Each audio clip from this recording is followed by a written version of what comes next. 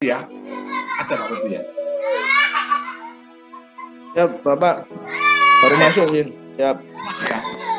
Jadi saya sudah share 3 buku. Buku pertama adalah buku manajemen. Walaupun ini bukan mata kuliah manajemen saya, tapi di awal saya singgung sedikit masalah manajemen sebagai basic kita untuk belajar sistem informasi. Kemudian kita gunakan bukunya O'Brien, ya, James O'Brien. Itu yang kita pakai sebagai buku utama kita, James O'Brien, ya, Management Information System.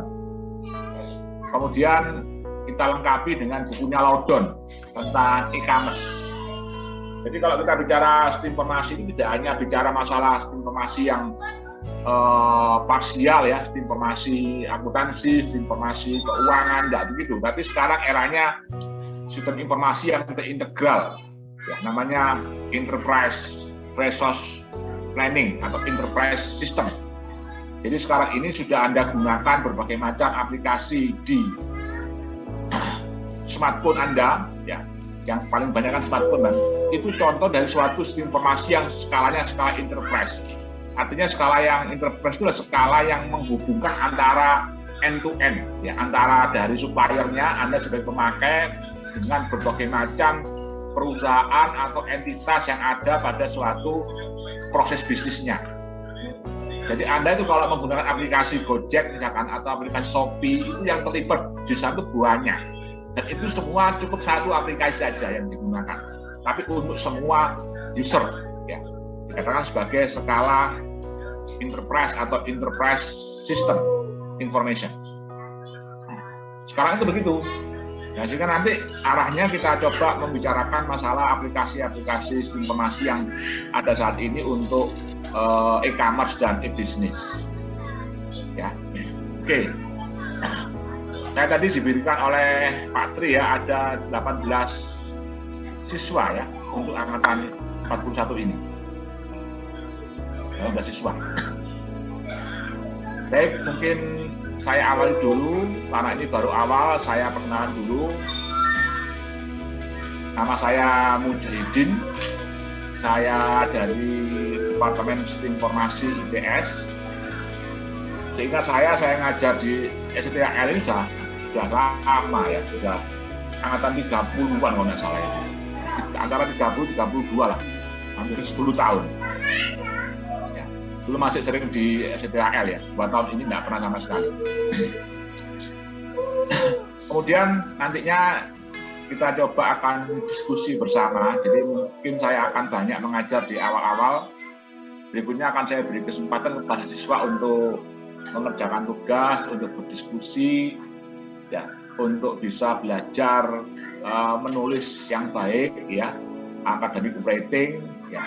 Kemudian juga bagaimana presentasi yang bagus. Saya kira itu hal yang penting menurut saya, sehingga mungkin nanti agak saya ajari untuk membuat apa ya, walaupun tugas, tapi tugas yang memang mempunyai suatu persyaratan academic writing yang lumayan ketat. Ya, misalkan di awal saya ajari bagaimana membuat citasi, ya, bagaimana merefer, bagaimana membuat daftar pustaka yang semuanya sudah ada di MS Word. Sehingga nanti diharapkan kemampuan menulis Anda itu semakin bagus. Terutama nanti untuk pengerjaan skripsi itu sudah saya harapkan ya. Kalau saya membimbing itu kan saya ketati itu, mahasiswanya saya suruh bolak-balik. Gara-gara salah tulis itu saya suruh kembali ya. Itu karena memang bukan tujuan saya untuk mempersulit, enggak.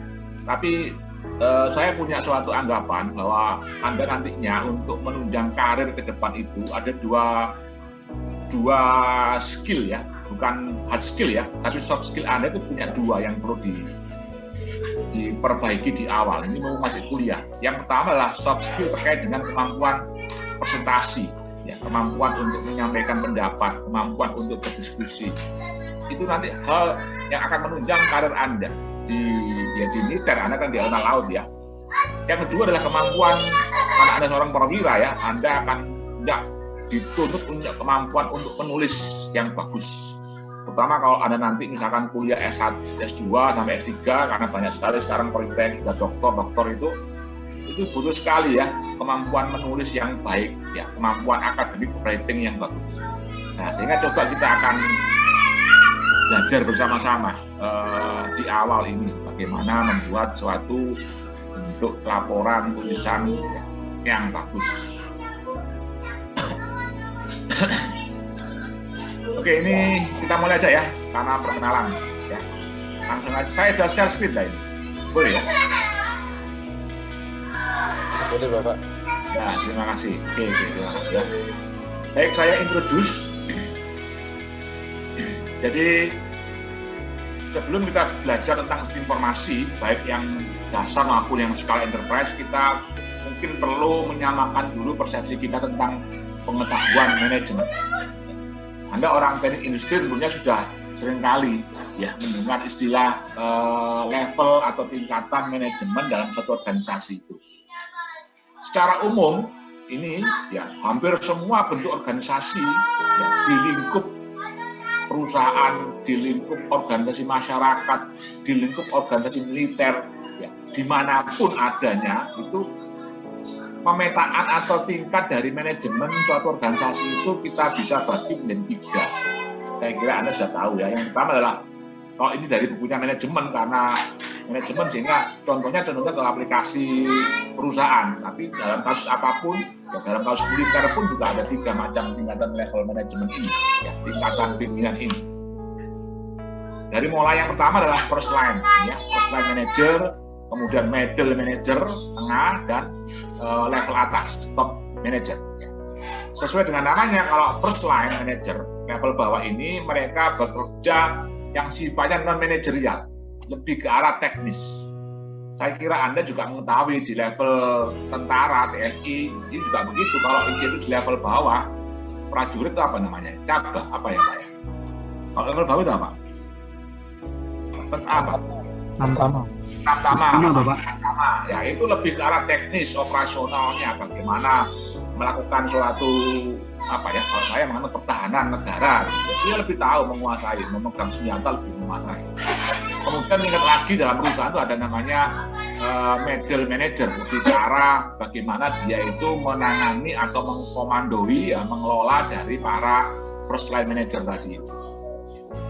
Ada beberapa istilah kalau di perusahaan itu ada supervisor, ada district manager, ada departemen, itu merupakan contoh dari first line level bawah. Ya, kalau di Tamtama juga mungkin ada istilahnya ya. Kalau di manajer itu ada regional manager, ya.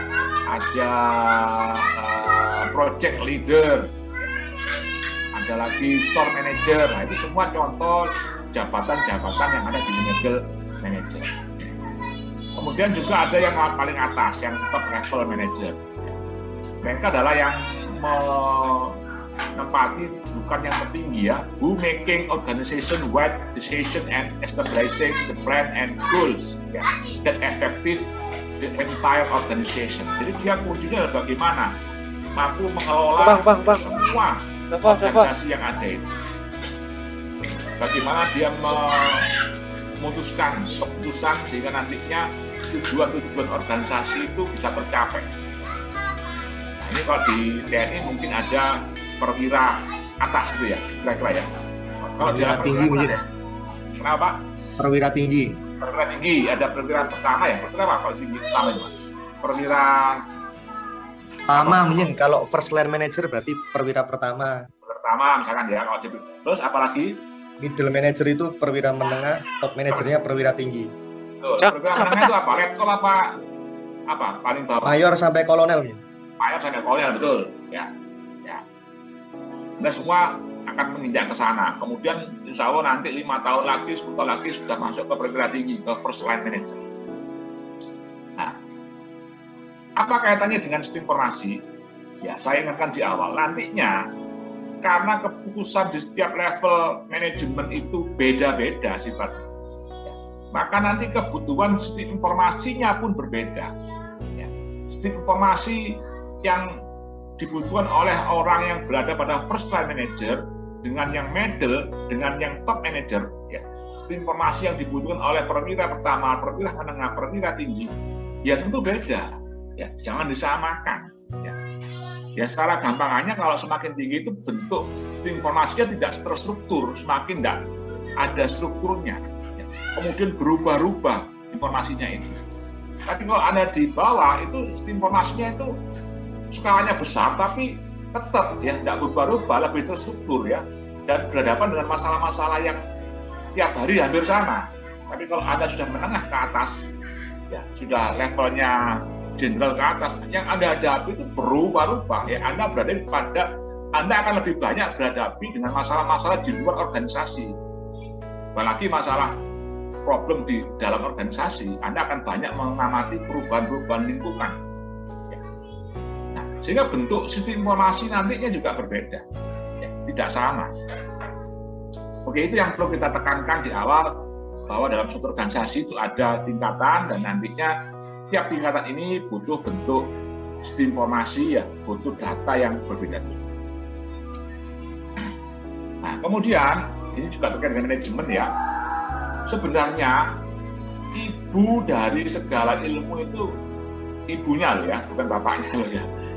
Ya, ibunya itu manajemen ya. Bagaimana Anda itu berupaya untuk melakukan pekerjaan apapun itu dengan dua arahan, dengan dua tujuan. Bagaimana bekerja secara efisien, bagaimana bekerja secara efektif.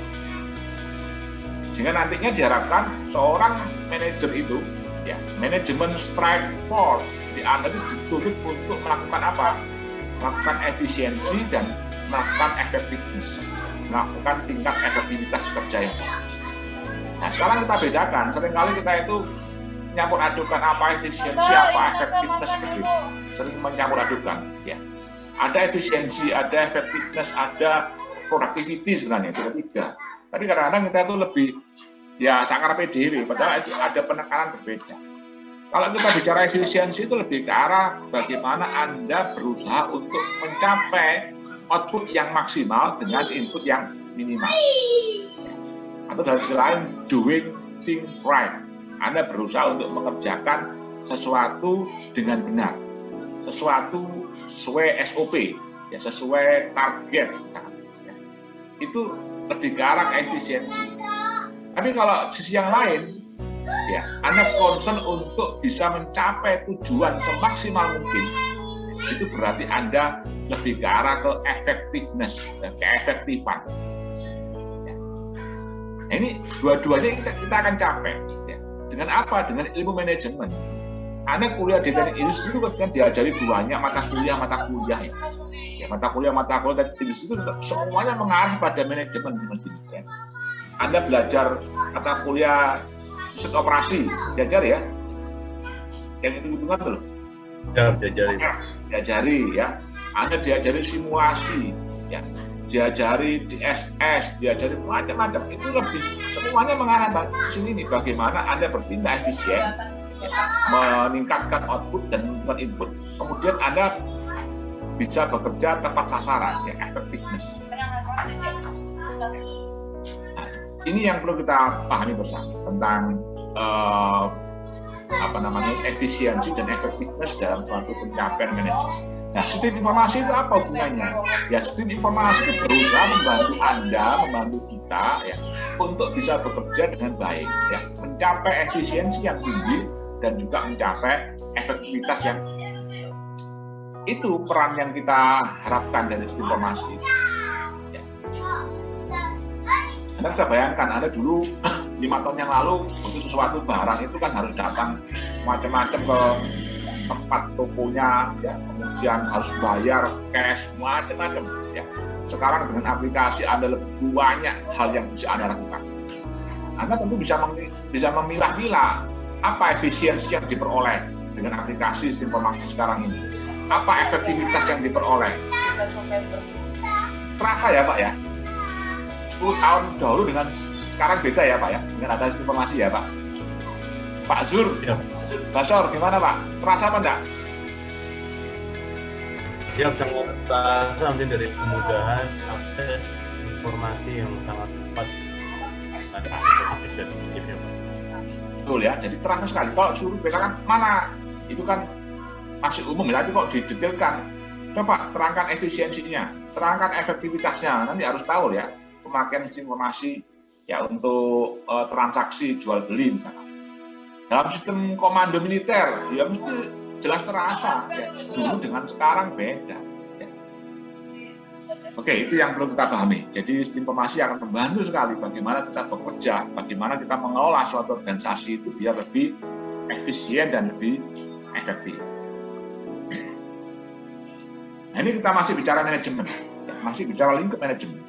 Kalau ada buku Robin ini berarti bukunya manajemen, karena saya sudah share 3 buku, Robin, O'Brien, ya, kemudian Loudon. Ya. Kalau Robin ini buku manajemen dasar ini. Kalau sampai kuliah S1 di manajemen, maka kitab sucinya atau nabinya ini dalam petik nabinya manajemen itu namanya salah satu nabinya itu Robin, Stephen P. Robin. Anda wajib baca kitabnya Robin kalau Anda bicara manajemen misalkan ya. Nah, dalam manajemen itu ada 4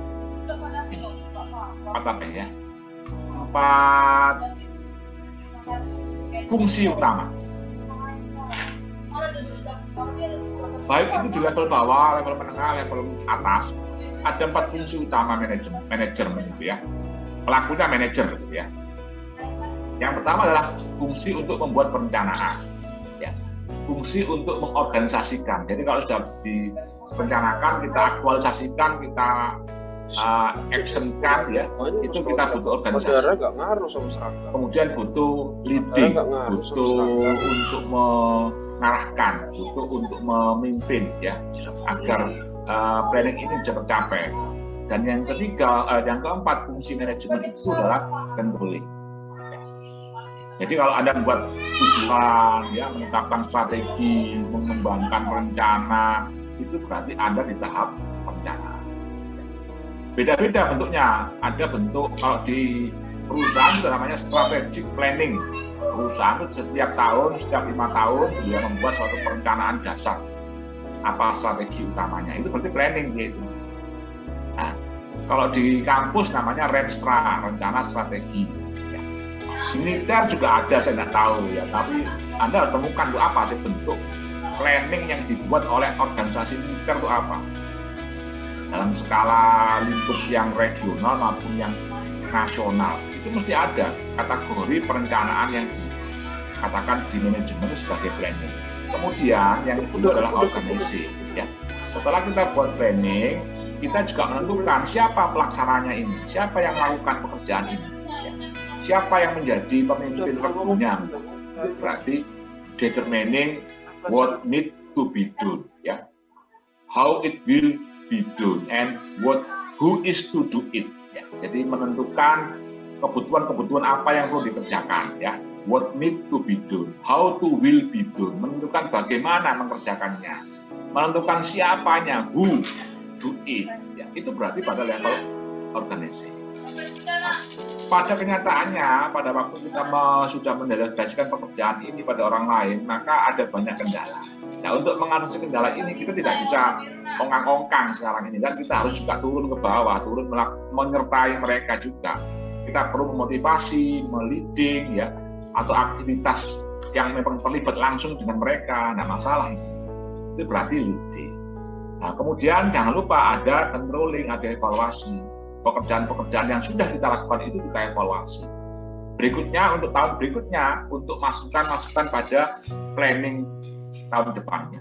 Nah, itu muter terus. Ya. Untuk apa? Untuk achieving the organization state purpose. Jadi untuk membantu organisasi itu bisa mencapai tujuan. Kalau kita bicara lebih melebar, biasanya pemimpin itu tidak bisa melengkapi ini, ya. Ada beberapa pemimpin yang kurang, mungkin dia pinternya di planning, tapi lemahnya di organisasi. Ada pinternya di organisasi planning, tapi leadingnya kurang. Ya. Pemimpin yang bagus itu ya ibaratnya punya kaki 4 begini ini, dia punya kemampuan planning yang bagus, mengorganisasikan yang bagus, pemimpin yang bagus, kemudian mengevaluasi dengan bagus. Ya. Sama. Setiap orang adalah pemimpin, gitu kan? Anda juga pemimpin, saya juga pemimpin. Maka kita harus berusaha untuk kompasnya ini harus bagus. Nah, sekali lagi apa perannya sistem informasi itu? semua balik ke sistem informasi kan. Nah, sistem informasi itu akan membantu kita. Membantu di mana? Membantu di semuanya ini, membantu dibuat perencanaan, membantu untuk mengorganisasikan, membantu untuk leading, maupun membantu untuk controlling. Nah, sistem informasi itu mengarah ke sana sekarang. Oke, silakan. Ada komentar silakan. Langsung aja diutarakan ya. Nggak apa-apa. Oke, ini juga masih bicara masalah manajemen ya. Kita bicara dari punya Robi. Jadi ada di samping ada kemampuan tadi, ada fungsi tadi itu, ada planning tadi itu dan seterusnya dapat. Maka ada peran-peran yang lain juga yang harus dimiliki oleh seorang pemimpin, seorang manajemen, seorang manajer. Ya. Ada kemampuan peran sebagai interpersonal, ada kemampuan informasional, ada kemampuan decisional, ya. Jadi Anda kalau sebagai seorang pemimpin nantinya itu harus punya kemampuan interpersonal, ya. Kemampuan untuk mawai gitu ya. Figur head itu kan mawai. Kalau dia itu pemimpin ya, kayak gitu pemimpin gitu ya. Dia punya kemampuan untuk ngelit, ya, memimpin, ya. Mampu untuk listen itu menyebarkan informasi dengan bagus, mampu berkomunikasi. Itu kemampuan, namanya kemampuan interpersonal. Kemampuan ada yang lain juga adalah informasional, kemampuan untuk memonitor, mendiseminasi, untuk bicara yang di alami, dia spoken person, itu namanya peran-peran informasional. Kemudian juga ada peran keputusan, ya, peran untuk mengambil keputusan dengan tepat. Kembali lagi, sistem informasi itu akan membantu kita nantinya itu. Sistem informasi yang bagus itu akan meningkatkan peran-peran yang harus dimiliki oleh seorang manajer, seorang pemimpin. Ya. Baik itu untuk peran interpersonal, peran informasional, maupun peran decisional, peran untuk mengambil keputusan. Dari sini, kalau ada yang mau bertanya, berkomen, silakan. Ini ada chat ini apa ini? Izin bertanya, Bapak. Oh, silakan. Kapten Aji izin bertanya. Pak Kapten Aji, monggo. Yang kami ketahui sebelumnya, Bapak, mohon maaf. Itu kita sering mendengar istilah POAK, itu Planning, Organizing, Activating, and Controlling. Cuman di istilah kami lihat, siap. Ya. Itu ada leading itu sama. Oh, siap. Kami yang ingin kami tanyakan itu hanya perbedaan istilah atau memang sekarang sudah POAK? Ada apa? Activating. Ya, sama Pak, sama. Oh, siap. POAK itu planning, terus organizing. Ya, terus activating. Ya sama, activating sama leading sama Pak. Siap. Itu yang kami tanyakan Bapak. Ya. Hanya perbedaan istilah saja berarti. Saja. Siap. Jadi kita nanti itu sebagai seorang pimpinan itu akan menghadapi banyak kendala Pak dalam implementasi kan gitu ya, banyak dalam kendala. Misalkan kita punya ini contoh ekstrim, kita punya anak buah yang tiba-tiba mengalami sakit, ya. Mengalami sakit. Nah ini bagaimana mengambil cara kita untuk menangani person kita yang sakit, ya bahkan sampai stres misalkan. Itu ya juga tugasnya pemimpin, dia memberikan keputusan bagaimana mengarahkan anak buahnya yang tiba-tiba stres, gitu. Memotivasinya bagaimana. Nah itu juga termasuk activating tadi itu ya Pak. Nanti juga Anda menghadapi banyak anak buah yang memang macam-macam pada waktu organisasi dan leadingnya itu bermacam-macam, kendalanya banyak. Nah, makanya sebagai seorang manajemen yang bagus, seorang manajer yang bagus itu punya keempat-empatnya ini, kemampuan fungsi yang bagus. Jangan sampai kita itu pincang di salah satu. Oke, nah ini ya. Jadi ini fungsi, ini adalah peran, role, dan peran, ini adalah skill. Kita lihat, skillnya juga beda nantinya ya. Kalau di tentara kan tadi ada Tantama, Bintara, Perwira kan beda ya. Atau di perwira sendiri pun itu ada perwira menengah, perwira bawah ya. Menengah sama atas, beda. Jadi ada conceptual skill, ada human skill, ada technical skill. Ini kalau kita bicara manajemen ilmu umumnya gitu ya. Orang-orang yang di level bawah itu lebih dibutuhkan untuk technical skill. Kemampuan-kemampuan yang operasional, kemampuan teknisnya itu apa? Kalau dia itu memegang senjata ini ya harus pintar sekali memegang senjata. Kalau dia menangani sebuah mesin dalam industri ya, dia pintar sekali menangani mesin, mengoperasikan mesin, memaintain mesin. Itu karena memang technical skill. Kalau dia itu seorang programmer, wah jagoan sekali dia bikin program. Ini level lower karena yang merahnya kan terang di bawah. Nah, kalau level sudah middle itu lebih ke arah human skill, ya, kemampuan untuk ini, ability to work well. Jadi kemampuan untuk bekerja dengan baik. Dengan siapa? Dengan semua orang, dengan semua individu, ya, dengan grup yang dipimpinnya. Itu lebih diutamakan kalau orang itu berada di level middle manager. Kemampuan tekniknya sudah semakin berkurang. Sudah. Ya, karena dia memang nggak bersentuhan langsung dengan alat, dia tidak bersentuhan langsung dengan senjata mungkin ya. Kalau sudah bergerak ke tengah itu kan, dia lebih ke arah bagaimana menangani, mengomandani anak buahnya, timnya tadi. Kalau sudah level menengah atas, ya atas manajer ini, sudah beda lagi malah. Dia lebih ke arah conceptual skill. Ya, ini ada skill manager used to link and conceptualize about abstract and complex situation. Jadi Anda akan semakin menghadapi situasi yang abstrak, yang nggak nyata, yang nggak ono bacaannya, nggak ono contohnya, nggak ono clue-nya, dan semakin kompleks yang Anda hadapi.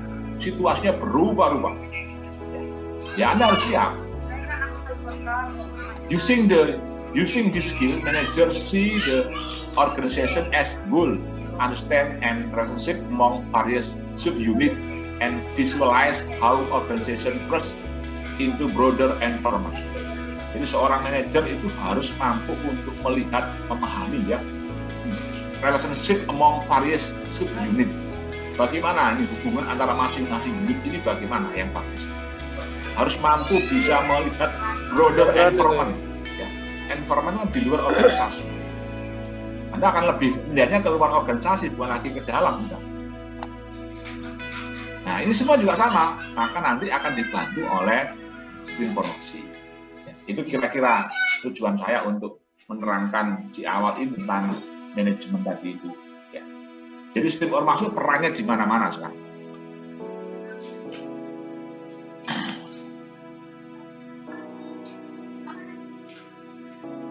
Ini adalah suatu gambar yang menerangkan bahwa organisasi itu adalah suatu unit ya, suatu sistem. Maka dia akan berada pada lingkungan.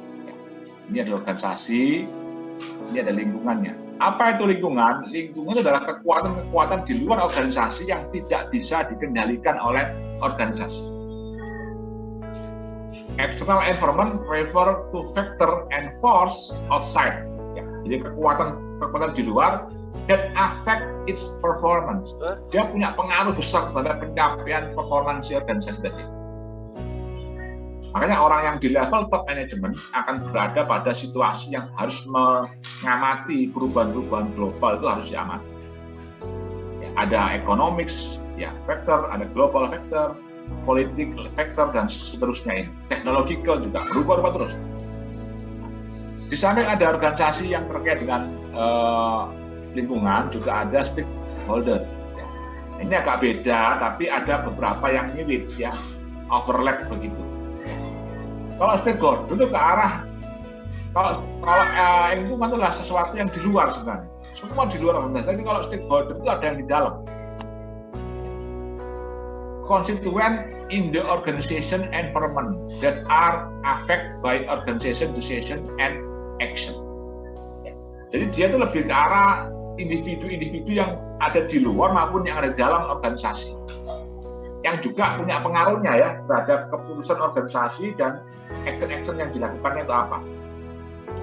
Tapi kebanyakan bedanya kalau ini stakeholder, organisasi masih bisa agak-agak mengendalikan, bahkan mengatur boleh ya, karena ini adalah stakeholder di dalam, maka manajemen mampu mengelola, mampu menyuruh, mampu merintah ya. Untuk yang di luar dia bisa kolaborasi ya. Ini ada contohnya ini, beberapa stakeholder, employee kan, pekerja ini kan, customer. Jadi customer itu adalah suatu stakeholder suatu organisasi, social and political group ya, kompetitor, industri associate, pemerintah, media, supplier, dan seterusnya. Ini semua adalah konstituen-konstituen yang punya hubungan yang erat dengan organisasi. Problemnya beda Pak. Kalau di sini seorang manajer itu dituntut untuk bisa membaca perubahan-perubahan yang ada di lingkungan eksternal. Tapi kalau di sini lebih ke arah bagaimana seorang manajer itu mampu memenuhi keinginan, ya, memenuhi kepuasan dari stakeholder. Padahal masing-masing ini kadang-kadang kebanyakan keinginannya berbeda-beda. Nggak tahu jauh kalau misalkan ada apa-apa. Stakeholder sebagai customer mungkin berbeda dengan stakeholder sebagai employee, ya, sebagai supplier, gitu. Beda. Yang namanya customer itu pinginnya dipuaskan, dipenuhi kebutuhannya, produk dan servisnya dengan harga yang murah. Tapi di sisi yang lain, shareholder, ya, tahu shareholder ya, shareholder itu adalah pemilik perusahaan, katakanlah gitu ya, pemegang sahamnya pinginnya esok barang ini yang mahal, ya, sehingga keuntungannya besar. Nah, itu sesuatu hal yang terjadi demikian dilemanya. Anda menghadapi banyak tuntutan dari masing-masing stakeholder yang berbeda-beda arahnya. Nah, tugasnya manajer itu demikian ini. Makanya seorang manajer itu gajinya besar, ya memang pekerjaannya sulit, ya, secara manajerial sulit. Walaupun secara teknis dia tidak begitu menguasai, tidak begitu turun ke bawah, tapi semestinya kemampuan manajerial lah yang dibutuhkan oleh orang-orang yang ada di level top manajemen tadi. Oke, sekarang beralih pada sistem informasi, ya. Jadi perkembangannya sistem informasi itu dari mulai tahun 60-an, ya, Perang Dunia Kedua. Jadi kebanyakan ilmu pengetahuan itu atau teknologi itu didrive adanya kondisi perang, semestinya banyak sekali. Anda belajar OR, Operation Research, itu semestinya berawal dari Perang Dunia Kedua. Bagaimana strategi perang itu memanfaatkan ilmu-ilmu matematika, sehingga muncul namanya Operation Research. Simulasi itu juga berasal dari Perang Dunia Kedua. Jadi militer pada waktu itu melibatkan orang-orang kampus untuk membuat strategi. Ya, sebelum kita membuat keputusan disimulasikan dulu. Yang membuat model-model simulasi tidak mungkin tentara, tapi praktisi, ya, akademisi. Maka mereka diajak untuk membuat untuk implementasi model-model matematika, model-model statistik untuk membuat pertahanan pada waktu perang. Demikian juga internet, itu yang menemukan adalah orang militer. Jadi kalau Anda mengatakan Indonesia dulu karena perang itu ya juga kadang-kadang salah juga. Karena perang ya karena perkembangan teknologi, tidak ada perkembangan pengetahuan. Ya, semua kan ada manfaatnya sendiri-sendiri. Oke, jadi awal 50-an itu masih, kalau Anda belum lahir ya, saya juga belum lahir 50-an ya. Katanya kalau dari gambar-gambar itu kalau ada komputer masih komputer sederhana. Dan itu pun bentuknya besar, misalnya bis kota begitu kan. Besar gitu kan. Namanya Electronic Data Processing System. Kemudian tahun 70-an lagi.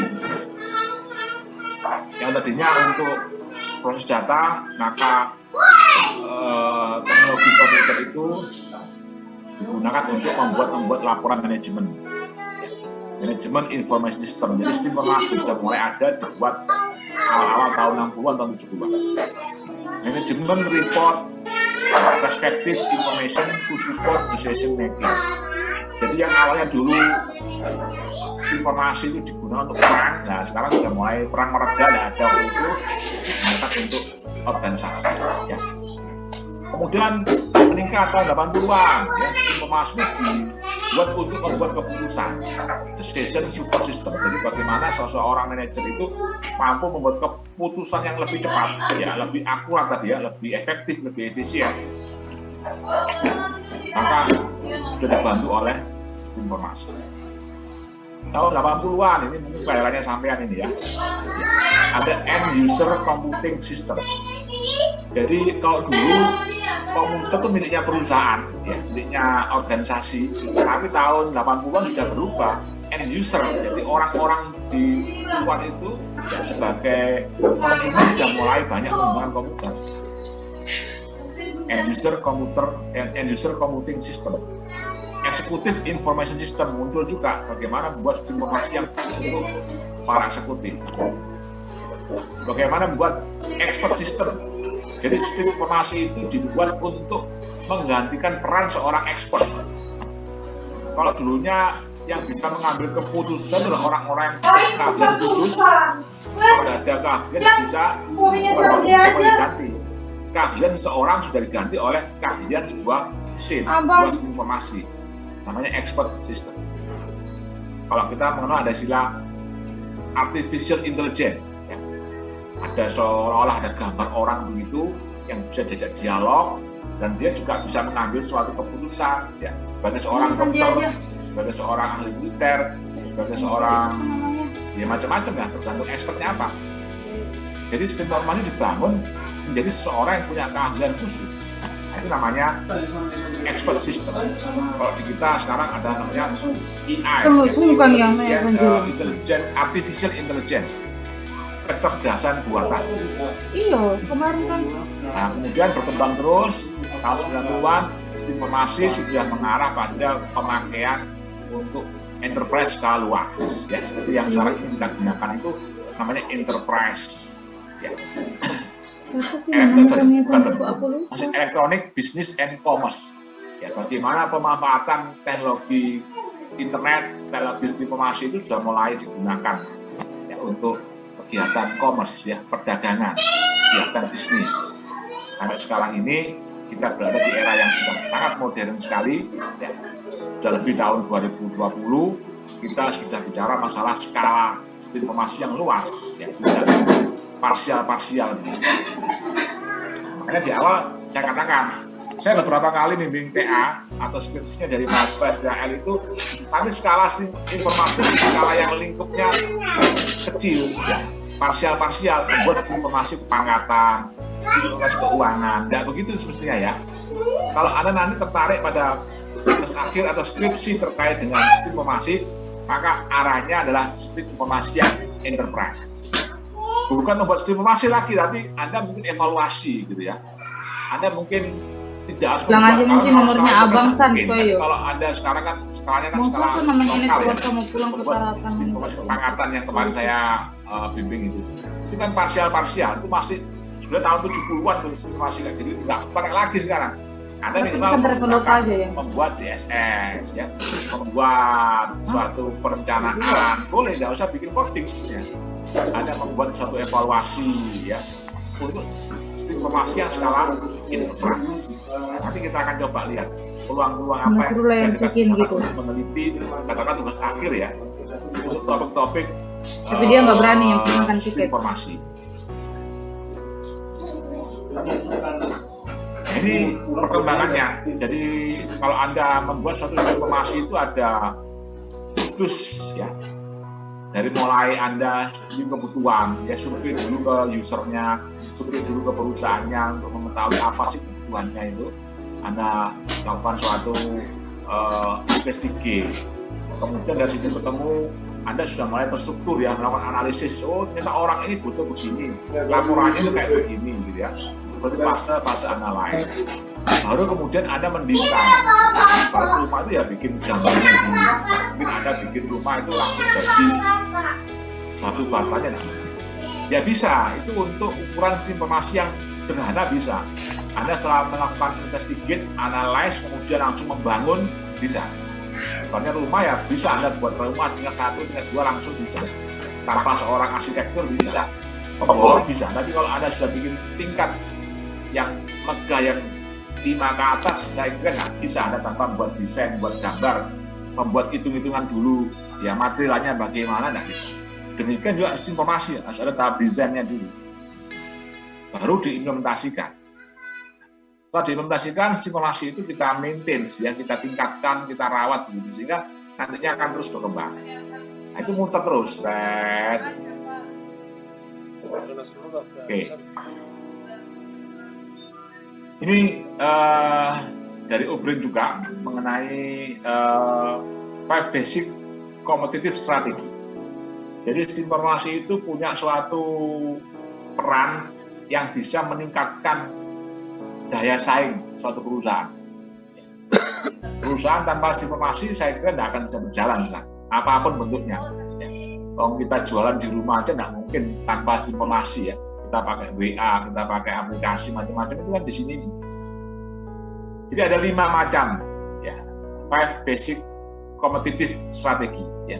Strategi bersaing yang bisa dibantu oleh sistem informasi atau teknologi informasi. Yang pertama adalah lower cost, ya. Jadi IT atau IS itu bisa mengurangi harga, mengurangi biaya yang kita butuhkan. Ya. Misalkan tadinya kita promosi di media mahal, sekarang tanpa biaya. Anda bisa bikin promosi dengan gampang sekarang. Differentiate itu bisa membeda-bedakan bentuk produk, bisa membeda-bedakan bentuk servis yang kita gunakan.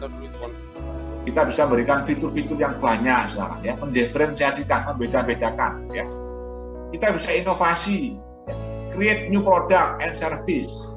Jadi dengan teknologi informasi itu kita lebih banyak untuk bisa melakukan inovasi.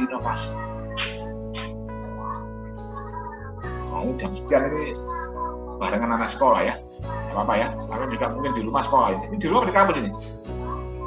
Di rumah, Bapak. Di rumah, ya. Gak apa-apa, wes. Campur aduk dengan anak sekolah, ya. Halo.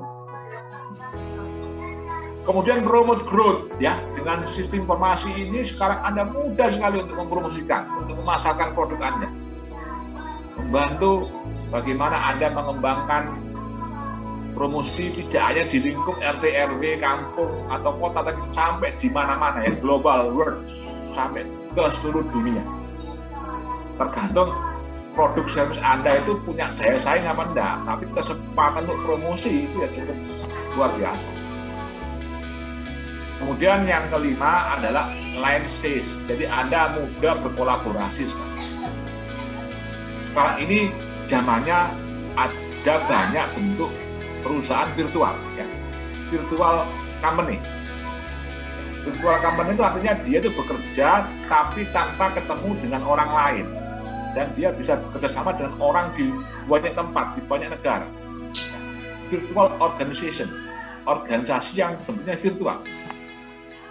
Jadi sekarang ini kalau Anda lihat ada banyak pekerja yang dia tidak punya kantor, ya.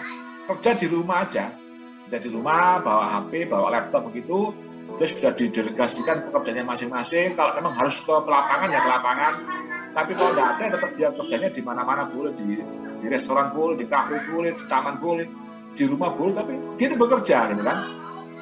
Nah, kemudian mungkin nanti setiap periode 2 minggu kumpul, gitu ya. Kumpul di tempat khusus, sambil makan-makan, diskusi begitu, ngobrol-ngobrol santai, membahas evaluasinya apa.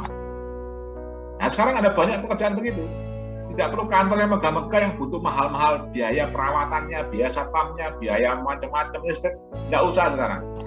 Sekarang kita membuat suatu strategi alliances, ya, bekerja untuk skala global tapi secara virtual. Boleh ada kantornya tapi tidak sebanyak dulu. Ya, kantor itu hanya kantor pusat di kota gitu aja, yang lainnya ya virtual sudah. Ya, itu semakin banyak sekarang. Trennya sekarang bekerja itu begitu. Nah, ini semua kalau menurut Ubin adalah suatu kontribusi, ya, basic competitive contribution for industry. Bagaimana IT itu bisa punya kontribusi yang cukup banyak pada industri dan pada dunia bisnis sekarang. Nah, ini gambarannya. Jadi mohon maaf, nanti kalau ada tugas akhir skripsi jangan buat sistem informasi yang parsial-parsial, ya, tapi sistem informasi yang sudah terintegrasi. Ya, ada istilah functional business system.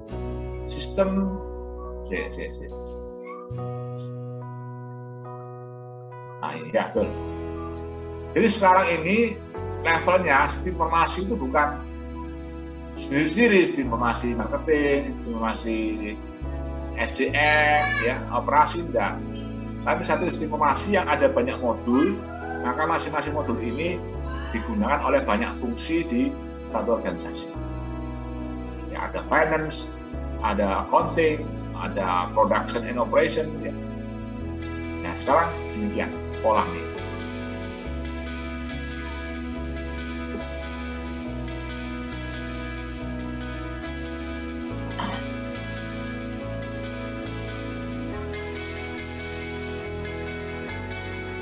Lanjut, ya, ini saya juga ambil dari bukunya O'Brien mengenai tingkatan pengetahuan. 3 level of knowledge management system. 3 level sistem manajemen pengetahuan.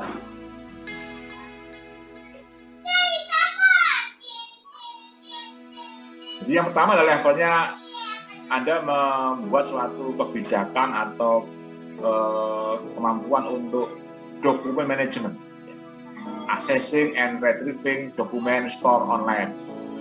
Jadi Anda dituntut untuk bisa mengakses, mengambil, menyimpan dokumen secara online. Itu kemampuan pertama, kemampuan manajemen pertama. Kemampuan yang kedua adalah information creation, ya, sharing and management. Ya, setelah Anda mampu menyimpan dan menggunakan, mengakses informasi, yang kedua mampu sharingkan, menukarkan dengan yang lain informasi tadi itu, ya. Capturing, distributing, expert stories, ya. Jadi sekarang Anda itu dituntut untuk bisa mengcapture, ya, mengcapture itu melihat, mengambil, dia mendistribusikan, ya, kemampuan-kemampuan orang lain, ya, yang bisa Anda manfaatkan.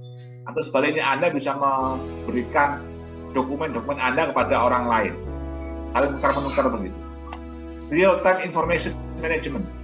Anda dituntut untuk bisa mengelola data, mengelola informasi itu secara real time.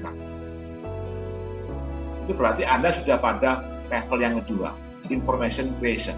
Kemudian mengkomunikasikan, mengkolaborasikan, dan seterusnya. Jadi informasi sekarang ini gunanya tidak hanya untuk menilai dan menyimpan data Anda, tapi kita tukarkan satu dengan yang lain. Ya, kita gunakan bersama informasi. Nah, yang ketiga, ini adalah enterprise intelligence, ya, kecerdasan enterprise, kecerdasan skala level organisasi secara keseluruhan.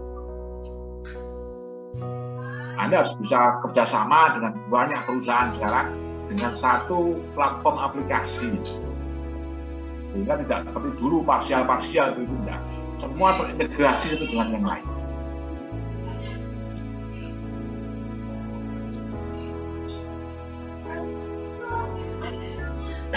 Ini gambarannya mengenai aplikasi yang skala enterprise yang tadi saya katakan.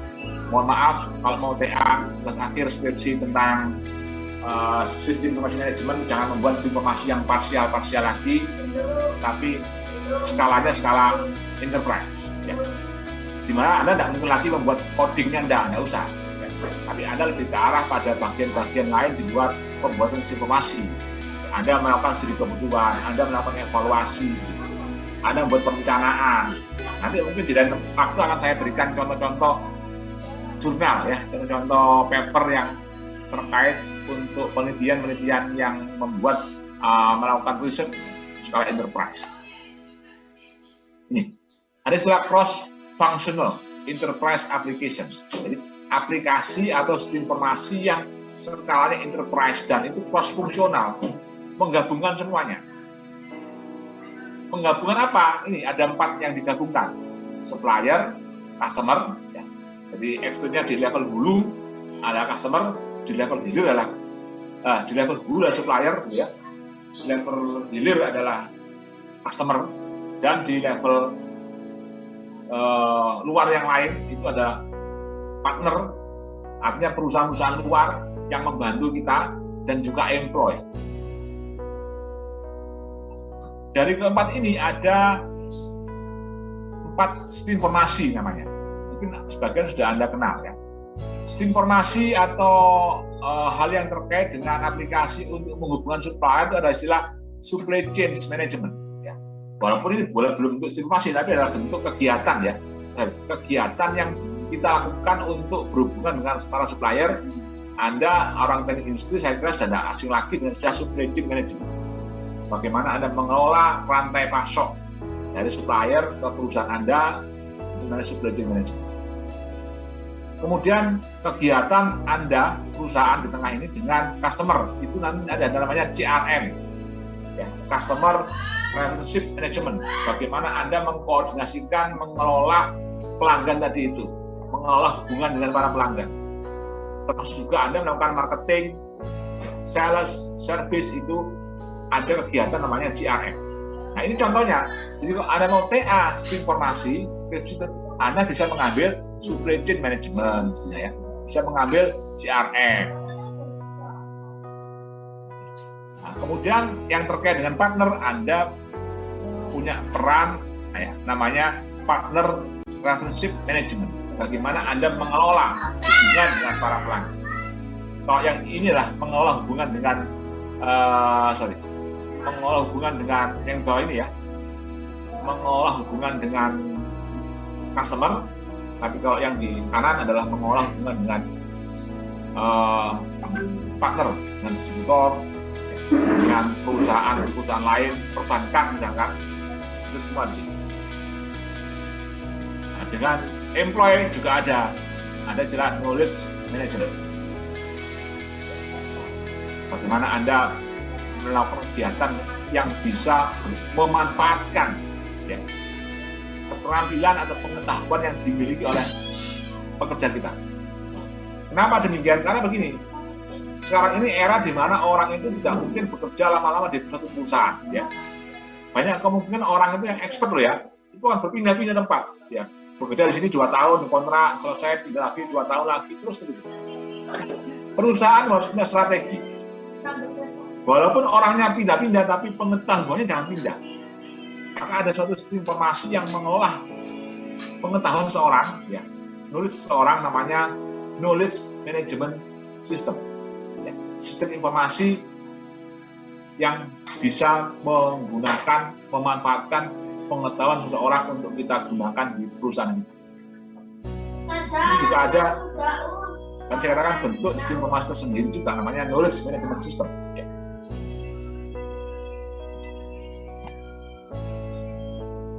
Oke, karena ini baru awal, mungkin saya absen dulu lah, kawan ya Pak ya.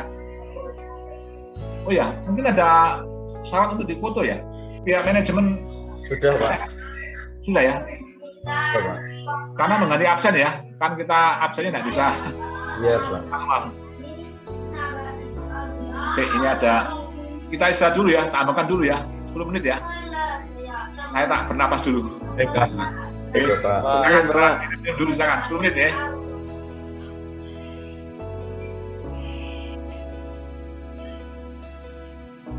Ya kita butuh terkenal lah.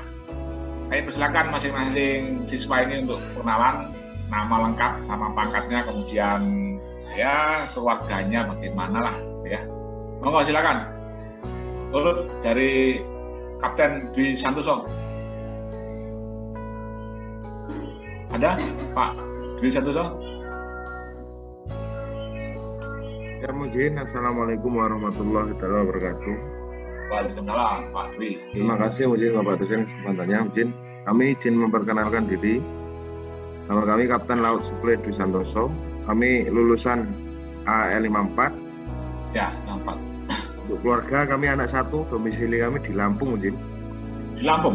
Wah. Siap di Lampung. Ini di mana ini sekarang? Kami di Lampung mungkin. Oh di Lampung ya? Wah enak ini. Ya. Online enak ya. Siap. Oke. Alhamdulillah. Oke, terima kasih. Siap, terima kasih mungkin Bapak dosen. Ya. Oke, terima kasih. Monggo berikutnya Kapten Ferdinand George Tarore. Silakan monggo. Selamat pagi mungkin Bapak dosen. Selamat pagi. Ya, kami izin memperkenalkan diri. Nama kami Ferdinand George Tarore, pangkat Kapten Laut Supply NRP 19282-P. Kami lulusan Akademi Angkatan Laut Angkatan 54 2008. Sama ya. Ya. Untuk keluarga kami baru saja menikah Januari kemarin, Jin. Wah, selamat. Ya, terima kasih, Jin. Baru ya. Ini di mana sekarang? Kami domisili di Manado, Jin, Sulawesi Utara. Di Manado. Ini sekarang di Manado. Siap, di Manado, Jin. Enak ya sekarang gara-gara online gini nggak harus ke anu ya. Siap. Wimono ya. Oke. Siap. Siap, terima kasih. Mas Ferdinand. Monggo silakan. Kapten Agung. Selamat pagi Pak dosen. Selamat pagi. Di memperkenalkan diri, kami Kapten Laut Agung Suhendra, AL55 tahun 2009. Ya. Ya. Sudah. Status kami nikah anak 2, tinggal di Sidoarjo. Sidoarjo sekarang ya? Siap. Oke, siap. Terima kasih. Dulu ada tahun berapa ya? Ada siswa dari yang Angkatan Laut yang punya anak 6. Pernah dengar ya? Masih ingat ya? punya kembar 6. 4 tahun yang lalu nggak salah. Mayor Heri Saputra ini. Pernah dengar? Ya, waduh, bingung dia. Punya anak kembar loh. Gini. Baik, terima kasih. Berikutnya, Kapten Zun. Ya, Basor. Kami Kapten Zun Basor, alumni AL55 tahun 2009, status nikah anak 2, tinggal di Sidoarjo. Demikian. Basor ya. Ya. Oke, terima kasih Pak Zun. Monggo berikutnya. Kapten Febri, nah ini yang kemarin biasa ya. Oke, Assalamualaikum warahmatullahi wabarakatuh. Terima kasih Pak Dosen. Ya, kami Kapten Laut Pelaut Febri Bisono, kami asli Magelang. Kami status menikah anak 2, tinggal di Juanda sekarang. Oh, Juanda ya. Yep. Saya punya teman di Angkatan Laut tuh, seangkatan dengan saya, namanya Ahmad Bibisono. Nggak tahu sudah Bintang ya. Brigjen ya, Brigjen sekarang ya. Marinir kalau nggak salah ya. Laut ya. Oh iya, sorry, laut. Kalau Marinir itu seangkatan saya namanya Ferry Marpaung. Pernah dengar Pak Ferry Marpaung ya? Marinir itu. Ambilkan charger ayah deh. Itu Ferry, Pak Ahmad itu kecolok. Iya, terima kasih. Itu sana. Cabut. Charger ayah.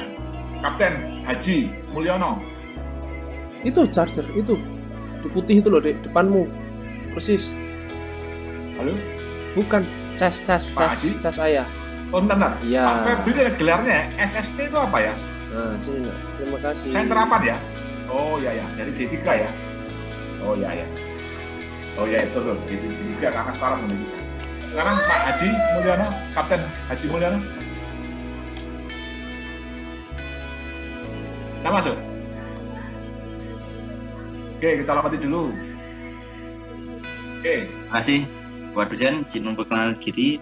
Nama Kapten Laut Wahyu Setiadi. Kami lulusan Akademi Angkatan Laut Angkatan 56 tahun 2011. Tutup pintunya. Asal kami dari Wonogiri, Pak. Status sekarang berkeluarga, anak 1, untuk domisili di Solo sekarang. Solo ya. Berarti muda ya, sama Angkatan 56 ya. Lebih muda lagi ya. Ya, Pak. Oke. Terima kasih Pak Wahyu Setiadi ya. Berikutnya Kapten Dani Setio Purwono. Assalamualaikum, selamat pagi izin Bapak Dosen. Waalaikumsalam. Kami Kapten Laut Pelaut Dani Setio, kami asal Bojonegoro, domisili Bojonegoro. Status kami keluarga anak 1. Kami AL56 2011. Wah, mudah lagi ya, sama ya. Baik, terima kasih. Berikutnya siapa? Ya, mungkin Kapten William. Terakhir Kapten William. Sekarang siapa sekarang? Sekarang kami, Min. Oh. Tanda saya lihat. Kapten William ya. Di mana ini? Nomor berapa ini sampean ya? 09, Min. Oh iya, sampai 9 ya. Kapten William Alex Sondra. Dari mana ini? Monggo silakan. Assalamualaikum warahmatullahi wabarakatuh. Selamat pagi, Bapak Dosen. Oke. Izin memperkenalkan diri, nama kami William Alex Sondra, pangkat Kapten Laut Pelaut. Kami kelahiran Surabaya, domisili besar di Tuban. Kami alumni Angkatan Laut dari AL 56 2011. Status berkeluarga anak 1. Sekarang kami tinggal di rumah dinas TNI AL Kandangan Benowo. Terima kasih. Oh, Benowo. Ya, siap, Pak William. Ini ada Pak Kapten Elvan. Kode E itu apa ya kalau E itu ya? Kalau Kor laut, E itu apa? Elektronika. Oh, elektronika. Kalau S? Supply, Pak. Supply ya, oke ya. Supply ya. Monggo, Kapten Elvan silakan. Oke, Pak, terima kasih. Assalamualaikum warahmatullahi wabarakatuh. Izin nama kami Elvan Muditya Wardana, Pak. Asli Banyuwangi, domisili Sidoarjo. Kami AL Angkatan 2011, Angkatan 56. Status keluarga anak 3. Demikian. Wah, anak 3. Okay. Mantap, Pak. Hamilnya 2 kali, Pak. Cuman dapat bonus 1. Gitu. Kembar ya? Oke, alhamdulillah ada kedua kembar. Oh, kembar. Terima kasih Pak Elvan. Terima kasih Bapak. Bapak, kami tadi masih di toilet, Jin. Kapten Haji Mulyono, Jin. Siapa? Pak Kapten Haji Mulyono, Jin. Mulyono, nomor 6. Monggo silakan Pak Haji. Izin Bapak, memperkenalkan diri, nama Kapten Laut Pelaut Haji Mulyono. Asal kami Kapten Laut Pelaut NRP 1928. Kami asli dari Jawa Tengah, Demak. Cuma domisili sekarang posisi di Sidoarjo. Untuk status K3, Bapak. K3 itu apa? Menikah, anak 3. Wah, mantap. Makasih Pak Haji. Makasih. Makasih Bapak. Makasih. Kapten Brian ya? Siap Bapak. Ya silakan. Siap Bapak. Assalamualaikum warahmatullahi wabarakatuh. Selamat pagi. Selamat pagi. Mohon izin memperkenalkan diri Bapak. Kami nama Kapten Laut Supply Brian Winata, NRP 2053-P.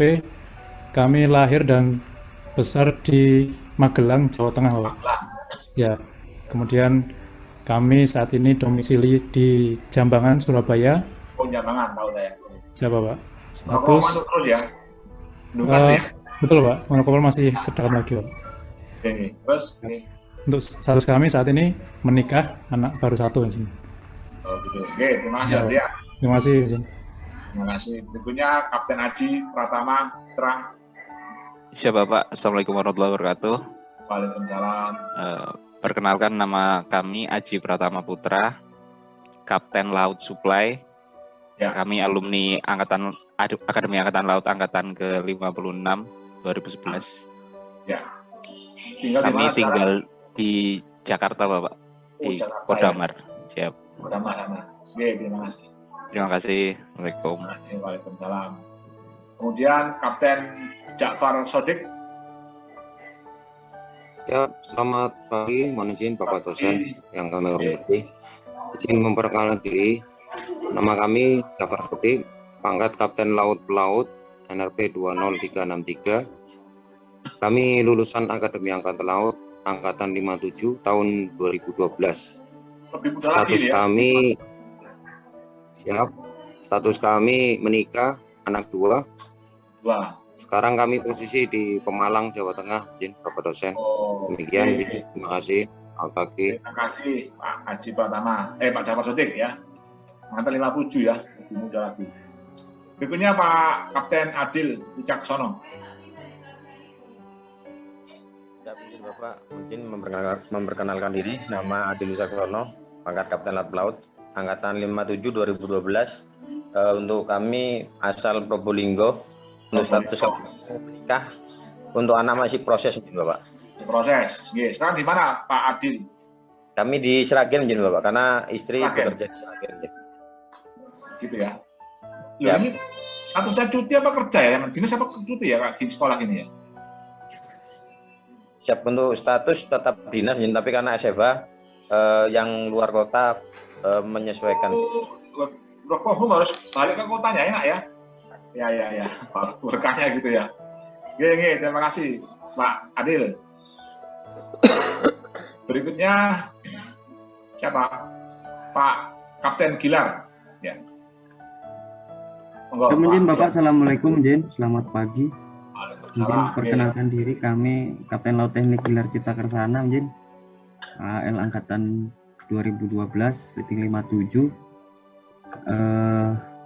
Status kami sekarang anak 2, istri 1, Izin. Kami tinggal di Sidoarjo, Kota. Demikian, Izin. Sidoarjo ya, Pak Gilar ya. Ya. Siap. Terima kasih. Terima kasih Pak Gilar. Berikutnya, Letu Rai Seta Hari. Siap, terima kasih Jin. Jin memperkenalkan diri. Letu Laut Pelaut Resid Hari Banggara, NRP 20716-P. Kami status menikah, anak 1. Kami asli Wonogiri, Jin, tapi tinggal di Surabaya. Siap, demikian Jin. Surabaya sekarang ya? Siap. Oke, terima kasih. Ya, terima kasih. Terima kasih. Oke. Berikutnya Letu Indra Wijayanto. Siap, Jin Bapak. Izin memperkenalkan diri, nama kami Letu Indra Wijayanto. Kami angkatan 58, Bapak. Status kami menikah. anak masih belum ada, Jin, masih proses. Kemudian kami tinggal di Surabaya Utara. Surabaya ini ya? Siap. Di Kenjeran, Jin. Di mana Kenjeran? Siap. Oh ya, dekat kampus UTS. Siap. Terima kasih. Terima kasih. Terakhir ya. Itu Ardi Gustrianto, monggo Pak Ardi. Pak Ardi. Angkatan Ardi sedang izin Bapak. Di Angkatan Udara sedang ada kegiatan untuk ronda. Oh, enggak apa. Oh, ini yang udara ini ya. Dari Letu udara ini ya. Oke. Jadi memang masing-masing itu punya manfaat, punya hikmah ya. Kalau zaman dulu sebelum pandemi itu kita kuliah gantian, ya separuh di ITS, di Skolilo, separuhnya di sana di Brimo. Gitu kan. Ini juga punya kenangan yang beda-beda ini. Kalau pada waktu siswa-siswa itu di mana itu di Surabaya, di sekolah, wah bisa cangkruk-cangkruk, bisa di kantin, bisa ngopi-ngopi gitu, rame dulu, guyon-guyon gitu. Ya, ini separuhnya di AL. Ya. Sekarang karena ada pandemi, tidak bisa ketemu, tapi Anda bisa bertemu keluarga gitu ya, sama sekolah bisa pulang ke rumahnya masing-masing. Ya apa nanti kalau misalkan Anda kesempatan main ke Surabaya, silakan mampir ke kampus ITS, ya Pak. Masuk aja biar tahu. Pernah kuliah sebagian di ITS, karena banyak itu SDAL kuliah di elektro, di industri, di perkapalan, itu banyak. Dulu kalau kuliah itu bawa bis begitu, bondong-bondong begitu, kemudian kuliahnya 1 jam tapi cangkruknya 3 jam dulu. Mahasiswa yang mokong-mokong itu SDAL itu muang-muang gitu kan. Itu dulu. Sekarang sudah kumpul bareng keluarga ya Pak. Baik ya, terima kasih ya. Berikutnya akan saya beri tugas, jadi saya akan banyak memberikan tugas pada Anda. Sekali lagi tugasnya ini di samping mengerjakan materi yang terkait dengan sistem informasi, Anda juga saya pelajari untuk membuat tulisan yang lebih saintifik ya. Ada 2 hal yang kita pelajari di sini, yaitu citasi dan daftar isi. Bagi Anda yang sudah familiar dengan MS Word, maka saya kira nggak ada kesulitan ya bagaimana membuat citasi. Tahu citasi ya? Menukil. Jadi Anda itu gini, secara akademik Anda tidak boleh menulis ya, sesuatu tanpa minta izin pada pemiliknya. Sesuatu yang bukan milik kita itu kita harus minta izin, kan begitu ya? Demikian juga di akademik, kalau kita menulis sesuatu kalimat, gambar, tabel, atau apapun itu kita minta izin. Ya minta izinnya tidak harus datang langsung, kan tidak mungkin ya. Tapi dengan aturan kita mensitasi, kita menyebut namanya orang yang memiliki bagian konten yang kita gunakan tadi, namanya citasi, cite, ya merujuk gitu ya. Nah itu ada fasilitasnya di MS Word. Kemudian juga kita buat daftar pustaka. Biasanya kalau kita membuat laporan skripsi itu kan daftar pustaka, daftar pustaka ya. Itu daftar pustaka bisa langsung keluar itu dari citasi tadi. Tidak usah kita ketik manual.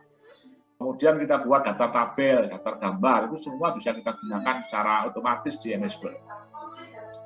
Oke, saya izin share screen tugasnya. Sakit ada begitu kan. Oh ya Pak Febri tadi sudah masuk ya buku saya ya. Sudah Bapak, sudah kami share ke rekan-rekan. Saya nggak tahu lagi, ya apa Pak Febri aja ya, karena yang menghubungi saya. Saya dibuatkan Google Drive ya, bisa ya Google Drive. Yap. Nanti semua materi kita, tugas kita dikumpulkan di Google Drive. Siap Bapak, siap. Nanti tolong di-share saya, kliknya ya, Google Drive-nya ya. Siap. Jadi kita kan semuanya online dan materinya adalah bentuknya file-file dokumen elektronik ya. Kita kumpulkan di drive itu. Siap. Oke. Atau Google Classroom begitu Bapak? Google Classroom. Siap. Ya coba aja dibuat nanti saya ya. Saya juga belum pernah pakai, apa? Siap. Sama dengan Google Drive ya? Sama, Din. Untuk classroom bisa materi dan tugas bisa di-share sekalian. Ambil itunya. Terus berarti kita ini kuliah pakai apa? Pakai Zoom apa pakai Google Classroom? Ambil taruh meja nak. Untuk Ya Allah nak. medianya tetap Zoom Jin. Taruh meja sana. Oh ya, oke. Media tetap Zoom. Siap. Tapi Untuk tugas-tugasnya Classroom ya. siap. Oke, nggak apa. Sama di ITS juga ada ITS My ITS Classroom ya, buat sendiri tapi semua tugas di sana. Oke, saya dikasih linknya ya, Pak Febri. Siap. Siap, Bapak. Oke, terima kasih. Saya coba share untuk tugasnya. Nah,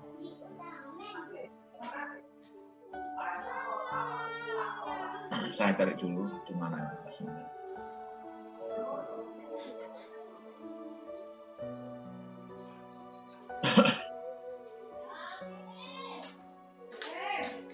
Megang gunting anak itu. Iya.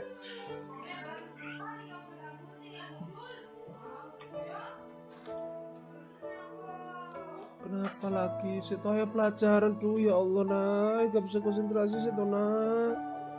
Nah.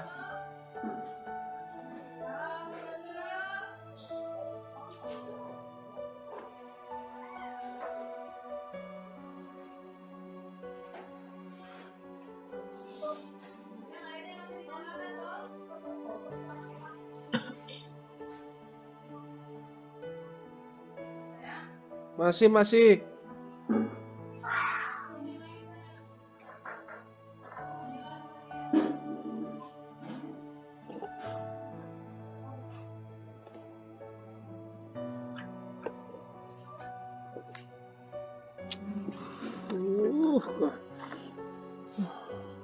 Konsentrasi aku ya.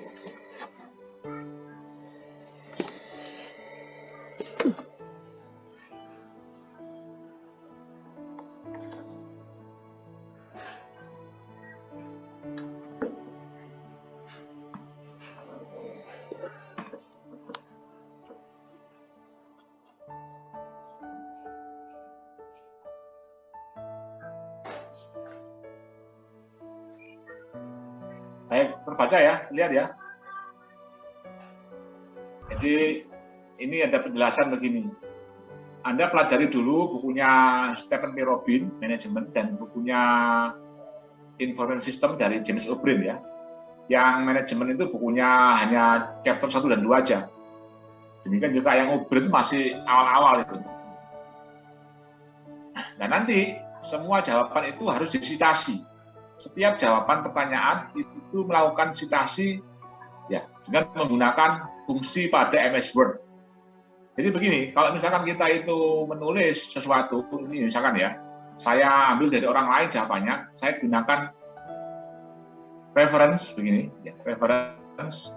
Kemudian ini saya pilih yang Harvard Anglia, maka saya gunakan insert. Karena masih kosong, ya saya isi add new source, nah, gitu ya. Nah ini outnya sama. Kita pilih dulu bukunya, kan kita buku ya. Kalau buku ya buku, kalau buku section ya buku section, kalau jurnal ya jurnal. Sementara kita buku section, kemudian kita tulis, misalkan ya,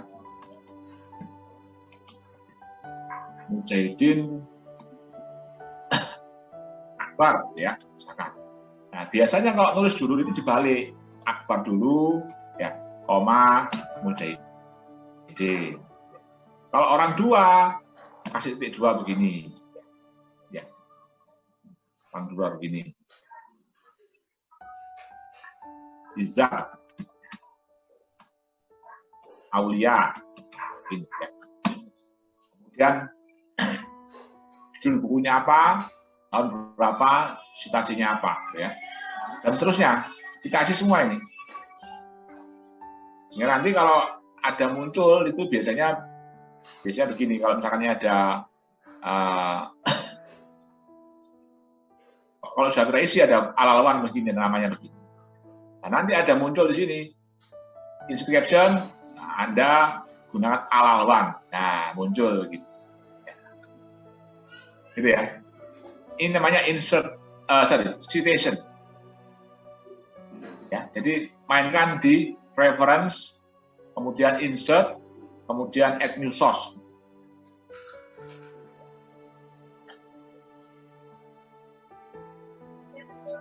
Kemudian nantinya juga sama, gambar diberikan gambar. Ya. Gambarnya dari mana? Karena ini bukan dari gambar Anda sendiri, Anda kasih citasi. Kemudian nanti ada studi kasus. Ya. Setiap pertanyaan Anda cari kasusnya. Maka kasusnya pun itu kan berasal dari sumber lain-lain ya. Anda cari dari website.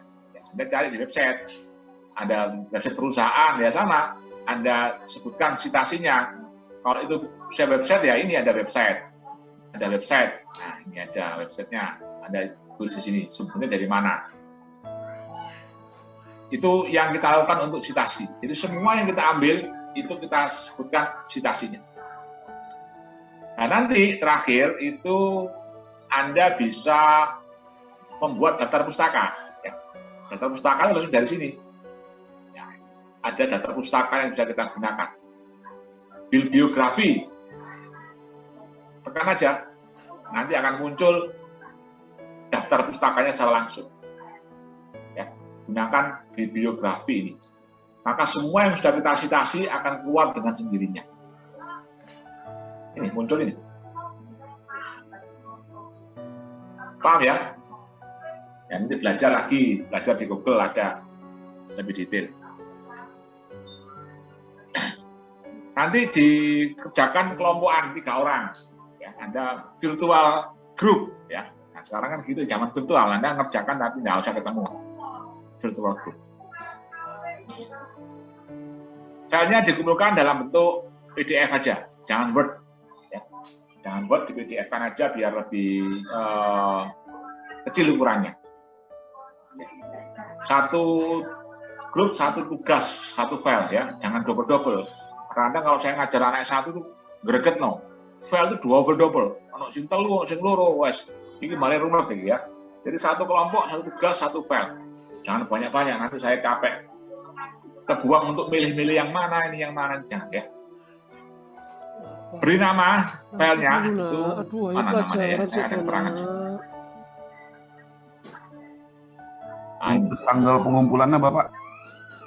Seminggu Pak, minggu depan kita kumpulkan setiap tugas seminggu. Keliru saya ini, 14, 24 loh. Nah, keliru ya, sekarang 28, 25 ya. Ya, betul ya. Sekarang 15 ya. Keliru saya, ini tadi malam buatnya soalnya. Nama kelompok, nama perusahaan. Nah, ini nama perusahaan. Karena harus survei nama perusahaan. Tadi yang pertama, citasi. Nanti juga dikasih cover. Jadi semua tugas itu dikasih cover. Ini halaman pertamanya cover begitu. Anda tinggal nulis nama perusahaannya apa nanti. Ini kurang ini ya. Nanti saya tambahin nama perusahaannya apa. Tugasnya ini ya. Ada 5 pertanyaan. 5. Pertama, keterampilan dan peran manajemen. Itu ada 3 pertanyaan masing-masing A dan B. Pertanyaan pertama adalah jelaskan keterampilan dan peran pada masing-masing tingkatan manajemen suatu organisasi. Ini teori. Anda baca bukunya tadi siapa? Robin. Diberi citasi halaman berapa tadi itu. Sedangkan pula karakteristiknya. Nah, ini teori. Baca bukunya Robin. Yang kedua, contoh kasus. Berikan contoh kasus organisasi kelas dunia. Jadi Anda mengambil contoh organisasi yang kelas dunia, jangan yang ngecek-ngecek ya. Untuk menjabarkan tingkatan manajemennya itu apa saja yang ada di situ, sesuai dengan teori tadi itu. Kemudian sesuai dengan contoh berikan keputusan dari sistem informasi yang dibutuhkan. Itu contoh dari tugas nomor 1. Sekali lagi semua disitasi ya, diberikan sumbernya dari mana, merujuk. Menukil gitu kan. Yang kedua nanti dikasih heading. Heading itu tujuannya untuk membuat daftar isi. Jadi yang ada ini nomor 1 ini saya buat, saya tekan gini, saya blok, kemudian saya heading 1. Heading 1. Nah, heading 1 ini bisa di-set, bisa dimodify, Kan begini ya. Karena di heading 1 saya buat 12 bold, ya. Macam-macam lah. Cobain nanti. Oke. Yang ini 1.1 itu heading 2. Heading 2. Sama ditekan yang di ini. Nah, begini. Dan seterusnya. Pokoknya yang nomor 1, 2, heading 1, nomor 1.1, 2.1, dan seterusnya heading 2. Nah, nanti heading ini bisa kita gunakan untuk membuat daftar isi. Jadi kalau kita daftar isi, reference begini, kemudian ada ini ya. Oh, belum. Mana? Nah, tabel konten. Nah,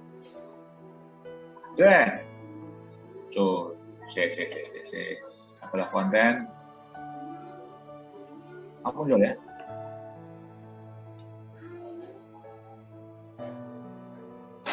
Ini heading 1. Ini heading 2.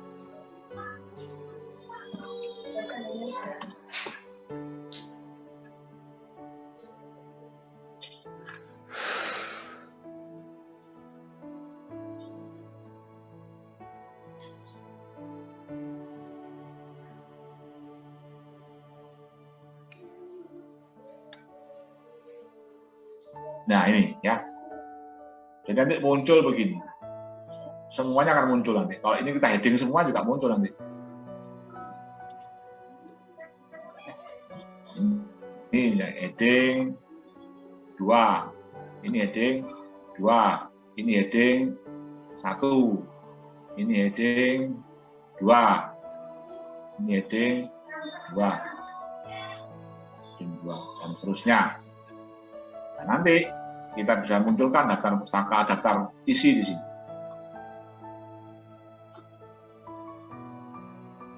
Reference, kemudian ada tab konten.